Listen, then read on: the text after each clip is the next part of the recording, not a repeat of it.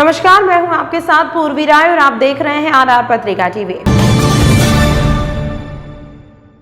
पाली जिले के मारवाड़ जंक्शन उपखंड के सवराड़ ग्राम में बीते कई समय से चल रहे भूमि विवाद पर ग्राम के असामाजिक दबंगों द्वारा आज बार-बार सरपंच को मिल रही जान से मारने की धमकियों के बीच सवराड़ ग्राम सरपंच ने अपने परिवार सहित गांव छोड़ने का निर्णय लिया।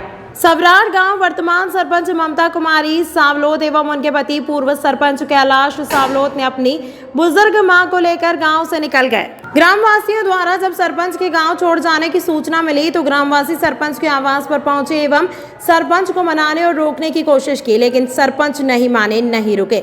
मीडिया को जानकारी देते हुए सरपंच पति कैलाश सावलो ने बताया कि कुछ असामाजिक तत्वों दबंगों द्वारा झूठे उन पर आपेक्ष लगाए जा रहे हैं और खरीद शुदा भूमि हड़पने के आरोप लगाए जा रहे हैं, जबकि जो भूमि विवादित बता रहे हैं सरपंच ने 6 साल पहले खरीदी थी। बार बार गांव के दबंगों एवं जाति विशेष द्वारा कुछ असामाजिक तत्वों द्वारा उनकी जान से मारने की धमकियां मिल रही हैं। पूरे ग्राम में उनको खिलाफ मुहिम चलाई जा रही है। सरपंच ममता कुमारी अपने पूरे परिवार की सुरक्षा के चलते आज सवराड़ गांव छोड़ दिया। सरपंच के गांव छोड़ने के समय समस्त ग्रामवासी 36 गांव के लोग भावुक नजर आए और सरपंच को रोकने की कोशिश की, लेकिन अपने बूढ़ी माँ एवं अपने परिवार की सुरक्षा के चलते आज सारा घरेलू सामान पिकअप वाहन में भरकर हमेशा के लिए सरपंच ने अपना गाँव छोड़ दिया। सरपंच ने प्रशासन से न्याय की गुहार लगाई। पूरे गांव में एक माहौल ऐसा क्रिएट कर दिया। ये 36 कौम का कह रहे हैं, जबकि 36 कौम में सवराड़ की आबादी 4000 है और 60-70-80 लोग इकट्ठे हो रहे हैं। उसमें से सबसे बड़ी समाज कौम सीरी समाज है हमारे गांव में। उसके बाद माली समाज है, राजपूत समाज है, देवासी समाज है। तो माली समाज से मात्र 1 या 2 लोग वहाँ भाग ले रहे हैं। मेघवाल समाज से 1-2 लोग भाग ले रहे हैं। रेगर समाज से कोई भाग ले ही नहीं रहा है। हीरागर समाज से कोई भाग ले ही नहीं रहा है। फिर 36 कौम कैसे हो गए? मुझे इसका जवाब चाहिए। प्रशासन के द्वारा आपको क्या आश्वासन मिले? प्रशासन के द्वारा पूरी तरह से कानूनन रूप से मदद की जा रही है कि भाई जो आदमी सही है। मैंने प्रशासन से, एसडीएम साहब से, तहसीलदार जी से, माननीय डिप्टी साहब से, थानेदार जी से के मार्फत मैंने जिलाधीश महोदय को भी ये मैसेज करवा दिया कि जहाँ मुझे मेरा हक है, मेरा कोई पेस्टिज पॉइंट नहीं है कि मैं यहाँ रहूँ। जितना जो मेरा हिस्सा बन रहा है मुझे वो ज़मीन चाहिए और मैं वो ज़मीन लेके रहूँगा नहीं। और मेरा ये कोई इशू नहीं है। इन लोगों ने ये पूरा माहौल पूरे गांव में ख़राब कर दिया इस ज़मीन के बहाने। उन लोगों को लेना देना ही नहीं। ये तो जब व्यक्तिगत रूप से एक व्यक्ति के पीछे पूरा समाज को गुमराह करके उसके साथ इस प्रकार का ये माहौल पैदा कर दिया ताकि मैं दुखी हूँ और ये चंद टुकड़ों में मेरे को ज़मीन देकर ये बेच के चला जाए तो हम सुखी हो। कल इन्होंने निर्णय किया कि ज़मीन जितने में ली है सरपंच साहब ने उतने पैसों में ज़मीन दे। इसके लिए दबाव बनाया गया। दबाव ये भी बनाया गया जो 10 साल पहले मेरे पिताजी के टाइम में ज़मीन ली हुई, उस ज़मीन को भी ये रिटर्न करे। मेरा जो मकान जो मेरे दादाजी के टाइम में बना हुआ है, ये कह रहे हैं वो मकान भी गलत है। तो इस प्रकार का ये माहौल क्रिएट करके पूरे गांव में ये जो कह रहे हैं, मैंने कोई गांव की ज़मीन गोचर भूमि में मैंने कोई अतिक्रमण किया नहीं, मैंने कोई पीछे की ज़मीन को दबाया नहीं, मैंने कोई सार्वजनिक रूप से जो गाँव की ज़मीन होती है मैंने उस पर कोई कब्जा किया नहीं। सामान्य रूप से जिस प्रकार की ज़मीन बिकती है लोगों के, उसी प्रकार मैंने 6 साल पहले खरीदी है। तो 6 साल में अब तक क्या हुआ? जब न्यायालय ने ये फैसला कर दिया, तहसीलदार जी मौके पे आए थे तो बंटवारा इन्होंने किया। तो बंटवारा इन्होंने ये कह रहे बंटवारा हमेशा मंजूर नहीं है। कोई बात नहीं, मंजूर नहीं तो आप बता दो कहाँ लेना है। ये बात तो जब वो करेंगे तभी पहल होगी।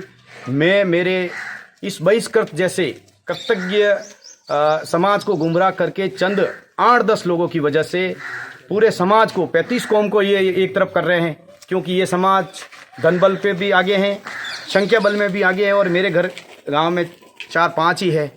मैं नहीं चाहता कि मेरे साथ कोई अनहोनी घटना हो। मुझे रात में दिन भर मेरे परिवार को खतरा है, मुझे व्यक्तिगत रूप से खतरा है। आज मैं ये गांव छोड़ के इसलिए जा रहा हूँ, ये चाबी भी मेरे गाँव को वाले को दे रहा हूँ। जब भी आप चाहो जैसा करो, मुझे मेरा न्याय चाहिए। मेरे साथ संख्या बल कम है, इसकी प्रशासनिक स्तर पर मैं ये चाहता हूँ निष्पक्ष इसकी जांच हो, जिसका हक है उसको मिले। वो जो परिवार ये कह रहे हैं डगड़ा राम जी और चैना राम जी, जब उस परिवार ने मेरे को 6 साल में आज दिन तक कोई असभ्य भाषा का उन्होंने प्रयोग नहीं किया, मैंने भी नहीं किया, तो ये लोग जो चंद लोग जो बीच में पड़े हैं 36 कौम के लोगों के साथ ये इस प्रकार का गुमराह करके ये लोगों का माहौल क्रिएट करके अपनी जन भावनाओं को अपने साथ लेकर ये जो माहौल पैदा कर रहे हैं, इससे मैं हाथ होकर दुखी होकर मेरी परिवार की सुरक्षा को देखते हुए मैंने ये निर्णय किया है कि मैं मेरा परिवार छोड़कर मैं ये गांव छोड़ के जा रहा हूँ। मैंने 20 साल तक सेवा की है। जाने अनजाने में मेरे से भूल चूक में अगर कोई गलती हुई है तो मैं हाथ जोड़कर पूरे मेरे गांव के तमाम 36 कौम के लोगों के साथ मैं हाथ जोड़ के ये बात कह रहा हूँ कि आपने जो मेहरबानी रखी उसके लिए मैं आभार प्रकट कर रहा हूँ आपका। मुझे निश्चित रूप से न्याय मिलेगा, क्योंकि मैंने प्रशासन में ये बात कह दी है कि जहाँ भी मेरा हक है मुझे विधिवत न्यायिक रूप से मैं जो भी निर्णय करूँगा वो मुझे कागज़ में चाहिए, क्योंकि उस मेरे पे जहाँ ज़मीन का विवाद है एक ही जाति के लोग हैं और वो 60-70 लोग एक साथ हैं और मैं अकेला एक हूँ। इसीलिए तो मैंने कानूनन रूप से न्यायालय की शरण ली थी।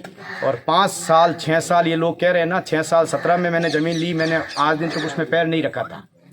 निर्णय होना नहीं होना, इन्होंने उल्टा मेरे ज़मीन पे कब्जा किया। ये वास्तविक रूप से कहे, अगर नहीं कहे तो कम से कम भगवान पे तो भरोसा रखे। सीरी समाज का मुख्य आराध्य देवी है आई माता।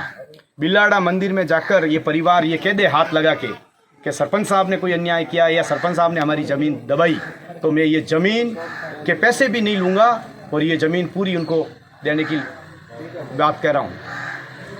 सरपंच साहब, आज आप गांव क्यों छोड़ रहे हो? मेरा गांव छोड़ने का कारण ये है साहब, ज़मीन विवाद को लेकर काफ़ी दिनों से मेरे गांव में अशांति हो रखी है।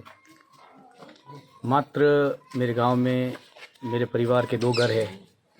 ज़मीन मैंने विधिवत रूप से मोल ली है, खरीदी है मैंने ज़मीन। मैंने किसी सीरवी से ज़मीन ली नहीं। ज़मीन मैंने ली है कंचन देवी चैनाराम जाट से और विधिवत उसकी रजिस्ट्री हुई है। मैं मौके पे काबिज हूँ। अब ये चंद लोग, समाज विशेष के कुछ लोग, पूरी समाज को बदनाम करके सीरी समाज का नाम लेकर ये लोग जो भ्रम फैला रहे हैं गांव में कि आपने ज़मीन क्यों खरीदी, उनके साथ ये 36 कौम का कह रहे हैं कि 36 कौम के लोग हमारे साथ है, जबकि स्थिति हालात मौके पर यह है कि 35-36 कौम से 1-2 लोग इनके साथ जो मेरे साथ सामने चुनाव लड़े, जो मेरे व्यक्तिगत रूप से वो नाराज़ है, वो लोग मिलकर ये इस प्रकार का माहौल इन्होंने गांव में पैदा कर दिया। पिछले करीब 1 हफ्ते से मेरे कृषि भूमि पर इन्होंने तोड़फोड़ की। करीब 2.5 से 3 लाख रुपए का मेरे को व्यक्तिगत रूप से नुकसान हुआ। अब कल इन्होंने मेरे कार्यालय में एक सीरी समाज के भामासा दलाराम जी ने जो कैमरे लगाए थे, सामाजिक स्तर पर उस व्यक्ति पर दबाव बनाया गया कि उस कैमरों को सरपंच के कार्यालय से हटाया जाए, जबकि वो कैमरे माननीय पुलिस प्रशासन को सुपुर्द किए गए थे। श्री डिप्टी साहब हेमंत जाखड़ साहब थे। तब रात को बस स्टैंड पे जो मुख्य चौराहे पर जो कैमरे लगे उनकी केबल काट दी गई। सुबह जब मैंने ऑफिस खोला तो वहाँ कैमरे बंद पड़े थे। असामाजिक तत्वों द्वारा ये कृत्य किया जा रहा है। उनकी मंशा यही है कि बस स्टैंड पे मेरा कार्यालय है। सरपंच के साथ कभी भी अनहोनी घटना हो सकती है, क्योंकि मेरे परिवार में मैं और मेरी वृद्ध माँ, मेरी पत्नी और मेरी एक छोटी बच्ची है। रात भर ये लोग धमकियाँ देते हैं, परेशान करते हैं। इस प्रकार का माहौल इस पूरे गांव में, मैं 20 साल से इस गांव की सेवा कर रहा हूं। सीरी समाज के चंद लोगों ने पूरी समाज को गुमराह कर रखा है। ये सामान्य प्रक्रिया है कि कोई भी व्यक्ति अपने बलबूते पर, अपने पैसों के बल पर किसी से भी ज़मीन खरीदना, बेचना, ये एक सामान्य प्रक्रिया है। फिर भी इन लोगों ने ऐसी हवा पैदा कर दी। कल ये समाज विशेष में इकट्ठे होकर कुछ चंद लोगों को लेकर एक लिखित बनाया कि आज के बाद हम सरपंच के परिवार के साथ किसी प्रकार का वर्त व्यवहार नहीं करेंगे, न ही उनको किसी कार्यक्रम में बुलाएंगे, न उनके घर पे जाएंगे। बहिष्कार टाइप एक कार्यक्रम इन्होंने किया। जैसे ही मुझे पता लगा कि आप ये हालात बनने लग गए हैं, तो मेरा घर में, गाँव में घर एक है, मैं नहीं चाहता मेरे परिवार के साथ कोई अनहोनी घटना हो। क्यों इन लोगों को गुमराह किया जा रहा है? चंद मात्र 5, 7, 10 लोगों की ये टीम है। पूरी तरह से माहौल इतना ख़राब कर दिया कि अब मुझे इस गांव छोड़ने के लिए मजबूर होना पड़ रहा है। कल मेरी समाज के अनगिनत अल्पसंख्यक घर हूँ एक टाइप से मेरे समाज में, और इस गांव में छोटी छोटी जातियों को जो कुचलने का प्रयास किया जा रहा है, ये मात्र चंद लोगों की साजिश है। इस गांव में पूर्णतः शांति बनी रहे।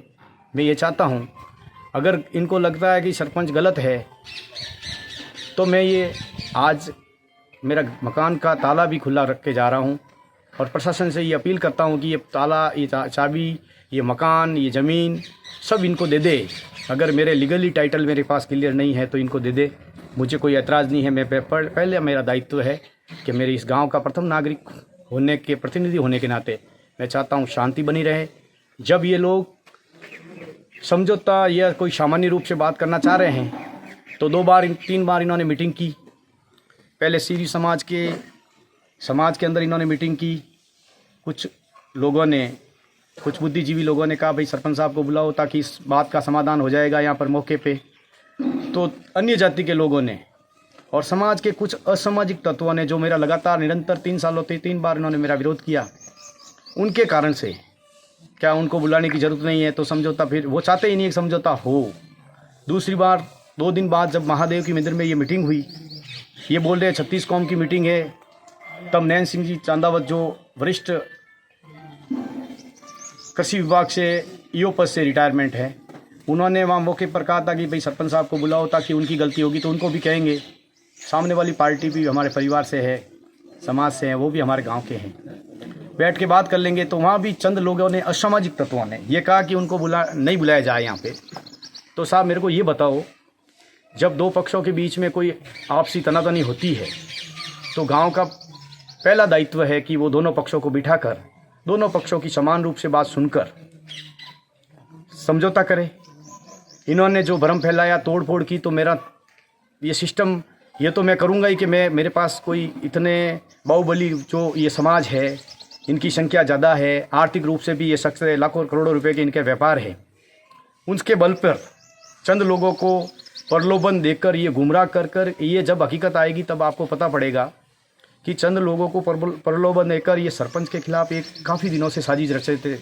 लगातार वे चुनाव में हार रहे हैं, वो हार उनको पच नहीं रही है। मुख्य कारण तो है ये। तमाम महत्वपूर्ण खबरों के लिए देखते रहिए RR पत्रिका TV।